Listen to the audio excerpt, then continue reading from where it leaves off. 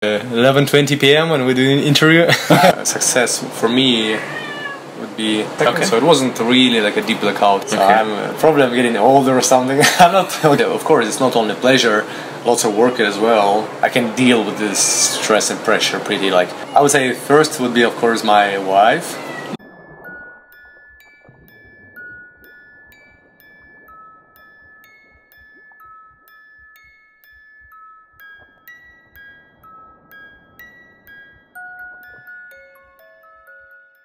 Alright, good. So welcome to Freediving Live and to another blog, and this time the world famous Alexey Molchanov and your 130 meter dive that we actually just saw a couple of weeks ago. Yeah, which was very impressive. Thank you. And yes, thank you very much for being in time. You're taking off in 40 minutes, you just said. Yeah, to the airport. The flight is at 3 in the morning, so it's 11:20 p.m. when we do an interview. But it's normal. It's normal for the Dahab rhythm for me, because it's like not often I will have a lot of time in Dahab now. I will try to squeeze as many things as possible in a short time to do other projects in other places, and yeah, it was just 10 days, and we were just teaching every day. And yeah, the last day it seemed like the last day interview would work the best before the airport. Yeah, I just wanted yesterday you wrote me at 3 o'clock in the morning. I was like, what? Oh, okay, wow, this guy is working a lot. And so it's the question, when you're working so much, how do you really get time for training yourself? Well, now it's a little bit like an end of season for me. I finished all depth competitions, so now we'll focus on the education system and developing the education system and bringing it out internationally. And so I can not really train a lot now. I will come back to Moscow and we'll start doing some pool and basic preparation. Okay. And that will be my off time during November, December, January, February, and I'll basically be focusing on the pool and preparing for the next season to get better shape for my future dives. Okay. So if you would point out one part of freediving training, which part of freediving training would you say is the most important? For me, I would say the water training would be the most important. If you think about freediving preparation, there's a lot of things you can do not in the water as well. Like you can stretch, you can do fitness, general fitness exercises, get more fit, get some aerobical exercises, some strength workouts as well. Coordination, equalization, but in general, if you have time and access to the pool or to the open water, that will be the most important one. So other types of workouts, they help. They are they would solve problem with the weak areas. If you have some weak areas you need to work on, but basically if you spend time in the water, if you dive a lot, you would have better control over your even equalization as well, over your technique. You'll have better sense of water, better efficiency in the water. So like water practice is the must, of course. Okay. Now we come to another point. I just remember on a specific World Championship you had a pretty deep blackout and vertigo as well. Yeah, where they brought you up as well, back to the surface, and then the day after you actually managed to get. It was not the day after; it was a week after. It was a week after. Yeah, it wasn't that fast. So the main problem there was reverse block and vertigo because of that, and I got really disorientated, and on the way up I got rescued. I wasn't blacked out at the point; I was just really disorientated. So at 40 meters ish, where I don't remember actually anything. Like I was very not narked as well, because if you mix narcosis with the strong vertigo, like I just remember spinning head, and then Steve Keenan would be there, and he would basically rescue me from this depth, and I got back to conscious pretty quickly. I think it was like 10 seconds, 20 seconds. So it wasn't really like a deep blackout in terms of like really hypoxic blackout. It was more like being narked and losing orientation. And but I had really strong lung squeeze at this time because I was going to the sides. I was like doing all sorts of weird movements, and it wasn't nice for the chest at this depth. It was 128 meter dive at pre-comps and the small comps. So it was a world record level dive. And after 1 week, I was really taken this recovery seriously. I got from organizers oxygen tank with a humidifier, and I would breathe oxygen for the next 2 days, like 30 minutes at a time, and several times per day. And Goran Cholak would suggest me the routine, like he used for it, so he would help me with the routine. And then after 2 days, I would just test my lungs without really a goal to dive deep, just to 10 meters, 15 meters, 20 meters, and then I could dive to 30 meters, and I could feel like I have very good sensitivity of the lungs, and I could feel, okay, the compression starts to, I feel uncomfortable in the lungs a little bit, and then I stopped. But there was like 2 days after, and then I rested another full day, and then I tested again, and like really starting slow again from 10, 20, 30, 40, 50, 60, 70, and then I could get back to 70 basically after 4 days. Okay. And then basically this way I tested my lungs, like, and I got back to the normal shape in a week. Like it was on the I think 7th day or 6th or 7th day after the accident. I could progress back with the full rest days. I could progress back to my normal conditions. It's quite crazy, yeah? It's quite crazy, but I was really taking it slowly, and I was really like basically diving 130 and then starting from 10 meters, 20, 15, just really carefully testing my lungs. And in general, I think what contributes to the fast recovery for me is being like a swimmer before, and I have this idea, which I'm checking now with other people and students, that you would have much faster recoveries and in general better fitness level of the lungs if you were doing aerobical type of sports where you actually use your lungs a lot. So with a strength type of sports like weightlifting and stuff, you don't really need like a strong cardiovascular system. With some mixed type of workouts like CrossFit type of workouts, you would of course you have a lot of like breathing, but when I was a kid, I was doing a lot of swimming, a lot of kilometers and like hours, and like I think it contributed to my like lung general fitness level. Okay. And like development of their capillaries and being able to recover fast, and maybe that will play a big role in for me in being able to handle pressure good and being able to recover fast. Okay. So this is the physical part. Yeah. What happened to the mental part? If I just imagine that happened. You know, you come back to the surface, a lot of things happened around. How can you recover, or how do you handle the situations? Well, it was recovery, physical recovery and mental recovery hand by hand. Like when I went to the water, I would just try these shallow dives, and I would get the confidence over those next days back with like increasing the depth. Yeah, I could feel that what I'm capable of, right? So on the first day when I felt like lungs are not recovered, and at 30 meters I felt already like discomfort and almost pain. There is no way. I was realistically calculating their basically chances and risks. Okay. And I knew totally like clearly that I couldn't dive like at this day, like 3 days after the accident. But the week after, you just physically and mentally, I'm fine, I can do it. Yeah, physically and mentally, I was sure I can do it because I knew, okay, like my lungs are fine at this depth. Then, therefore, I'm ready to do the dive. Okay. And I knew that on the day with vertigo, I had the habit to take the nose clip off at the bottom, and then I met the guy at this competition who told me the story that he gets vertigo, and he stopped taking nose clip off, and it helped, and I stopped taking nose clip off, and I started to do the dive with the nose clip on till the very end of the dive. Okay. So that helped for me. If I had, he was saying that if he gets a little bit signs of vertigo, he would like just do a small equalization type of push and pull movement, and that helps to release the air, and that was what I did. That's interesting. And then, and then during training I felt like there is no risk of me getting vertigo, like it felt fine, and I used some like medicine to clear my sinuses and make sure it's healthy, so I was sure, like I'm confident it will not happen again. And then I forget things pretty quickly, like if I don't stick to their like bad memories. So if there is anything bad happened, I will analyze it and then forget it.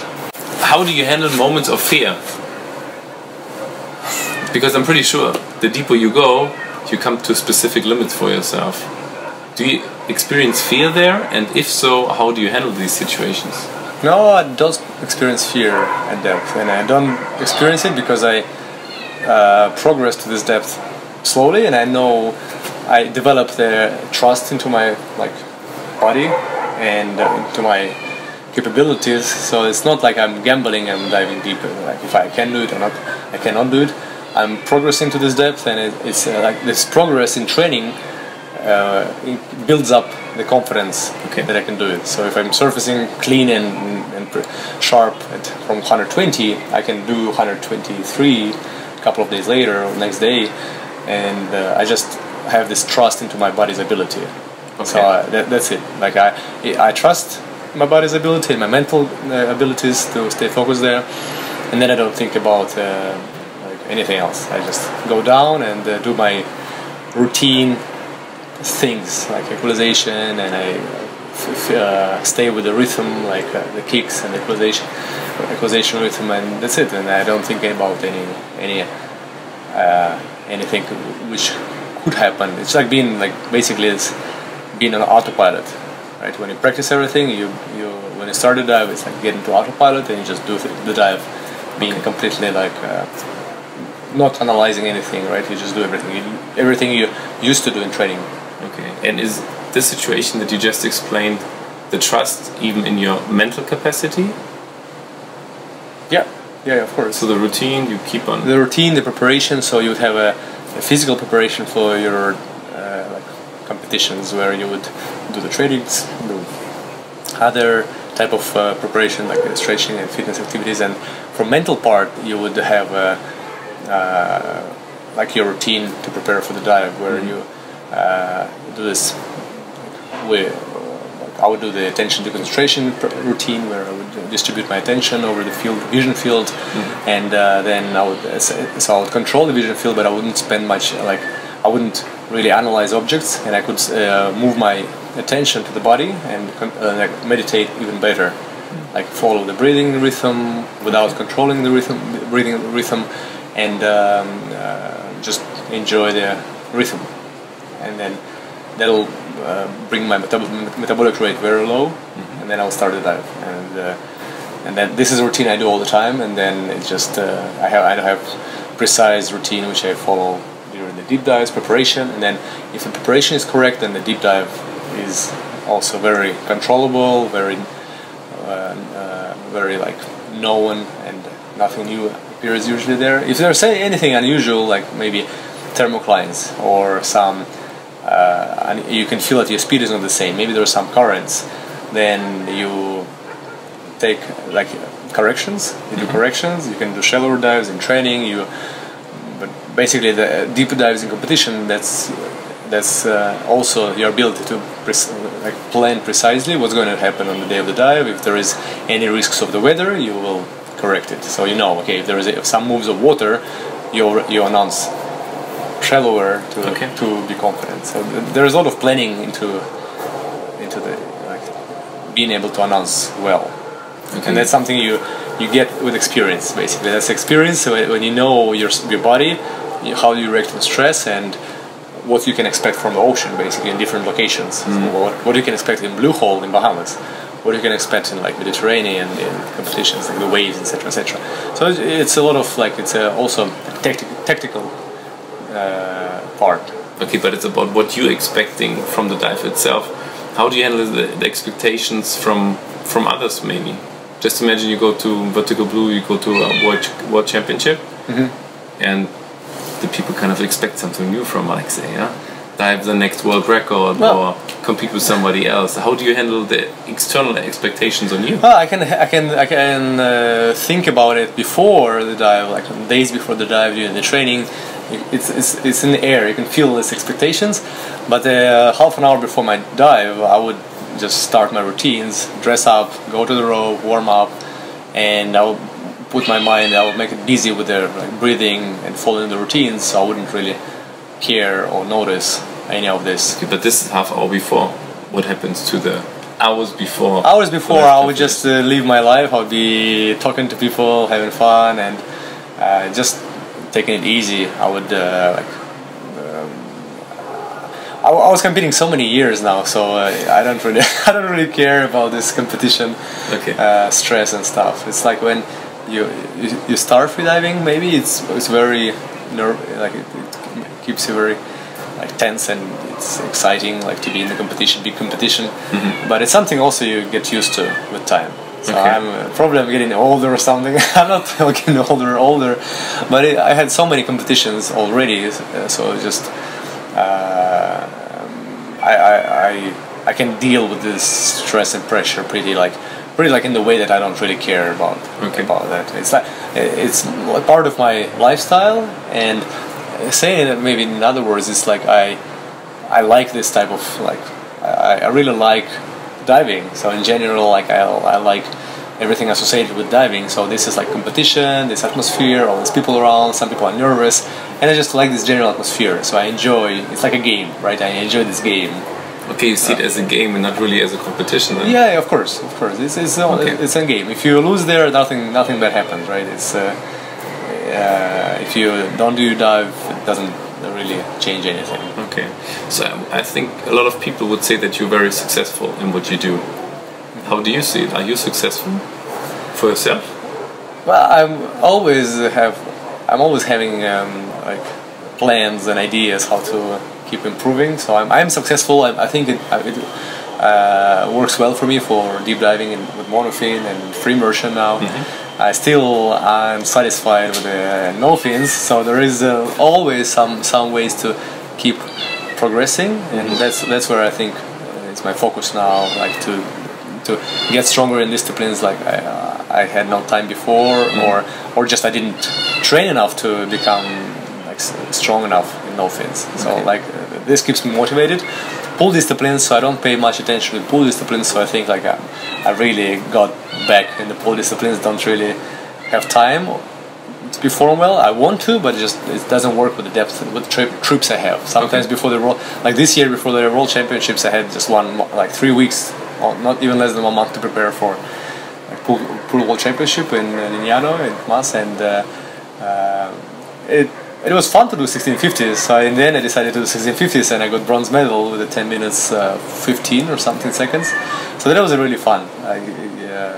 But for their like classical disciplines, like it's actually refreshing to go to the pool comps and see how much you suck in those disciplines. So it's like, okay. So do you enjoy losing as well? Yeah, it was actually fun. If you just see it as a game? Yeah, it was actually fun. It's hard in some ways, like you being top freediver in the depth discipline, then you go in like 5th or 4th or 6th in the pool discipline, and also I was in the top 3 like some years ago in the pool when I did the world record like 10 years ago, and it just motivates me actually to train better in the pool in off season. So now in the winter, and I will see how it will work. Maybe it will definitely be beneficial for my overall performance in depth as well, because my depth starts only after May or something. Okay. And so you're very successful in that, world champion as well. And can you define success for yourself?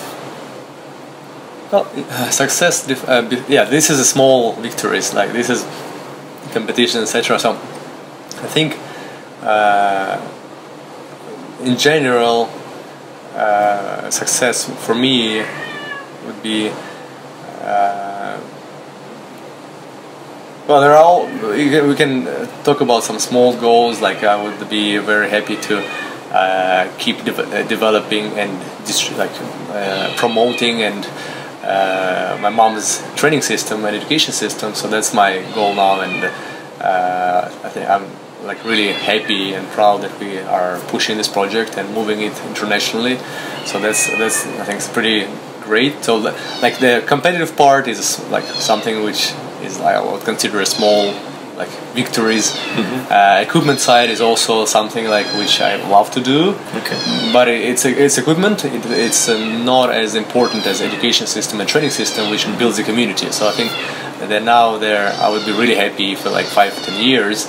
Molchanov's training and education system will be like really global, and we have big community who will be doing training with my mom's training system with like regular trainings, and that will be uniting the community, and everybody would be like just progressing and move away from traditional diving like type of system with the courses, move towards the proper model which freediving should be, right? It's a training system where it's like you go to the club, you take maybe initial course, yes, but then you keep training worldwide, different clubs, and like freediving is a sport, it's not a scuba diving like type of activity, so it requires regular practice. Okay.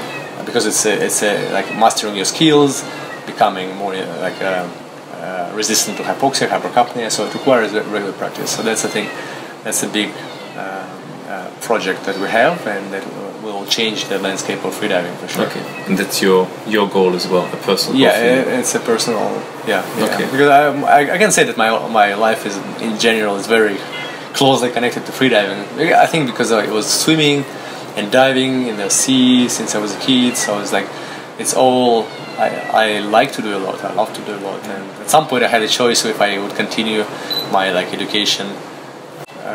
Freediving for me is pretty much very like strongly connected to my life, and like basically most part of my life is doing freediving. Okay. And family, of course. So I have a wife now, and I'm really happy to like spend time with her. And you're traveling a lot, yeah? You're traveling a lot. I travel a lot, and I travel with my wife, and it's really a little bit hard for me to keep the balance now. I'm really trying to like not to think about work 24 hours per day, so that's my problem sometimes. But I'm trying. I'm trying to do that. So where's home for you? Home is in Moscow, and okay. That's where I will stay in the winter. Mm-hmm. I really like to be there when it's cold and snow, and I can just rest from the tropical places and all this diving like in hot season. So I like change of temperatures. Okay. So even last year I was diving in Russian Arctic, -2 degrees Celsius. I saw your post as well. So I like the change. Just for there, it's good for the immune system to be in different conditions. If you stay all the time in warm places, a warm environment, it's not very good for the health. And so, like I believe, like different stress factors are really helpful and healthy. Okay. So the last question for you is, what are 3 things that make you in your life right now happy? Well, it's I would say first would be of course my wife. Mm-hmm. It's just great, even though like all this work projects and everything is important for me, very important. But I think just sharing my experience and traveling with my wife, mm-hmm. and showing her like this world where I live, and like this freediving community and diving underwater. Okay. It really makes me very happy. Okay, so wife is number 1. My wife number 1. 2. Number 2 is competing. I'm very happy when I'm competing and training. So I think I just hooked on the process, and I like the process because I was doing it since I was a kid, mm-hmm. and I like the process of training. Okay. Just like really seeing improvement, really like seeing the clear link with the workouts I do, like different types of like dives and repetitions, and how they make a result which converts to like deep dive, successful dive. So it's pretty cool. It's very competition and training is number 2. Number 2. Number 3. And number 3 is making gear for toys for myself. I'm really like enjoying the process of making gear, because then I get to use it, and I like when I'm looking at the market and I'm not seeing any like, for example, good carbon fins, or like I didn't find any good and then I make it myself, and I fine-tune the balance of the curve and the foot pocket and everything, and like just in the end it feels like a continuation of your leg, and then that just makes me very happy. And I also seeing how the people get the same sense, get the same idea. It's like making a Christmas presents for yourself. I was just selling something in some interviews, but I think it's really like I feel like I think it's like I really enjoy it. Maybe the engineer education helps me in that, like being like technical, and I have this passion to do things. Mm-hmm. and yeah, but that's pretty. It sounds like a big game that you're living in as well, huh? Yeah. Competing, training, you have a lot of fun, and your, as you said, your toys. My toys. Your equipment. My toys. Yeah. Yeah. Well, there is a lot of life things in it. Of course, it's not only pleasure, lots of work as well. So you just when you develop things, like it might be like a year to finalize the project, and there are some like testing, improving, some ways when you like feel that things are not working as well as you would like to, and but in general, yeah, it's I'm pretty. I can say I'm pretty lucky in this regard that I really love what I'm doing.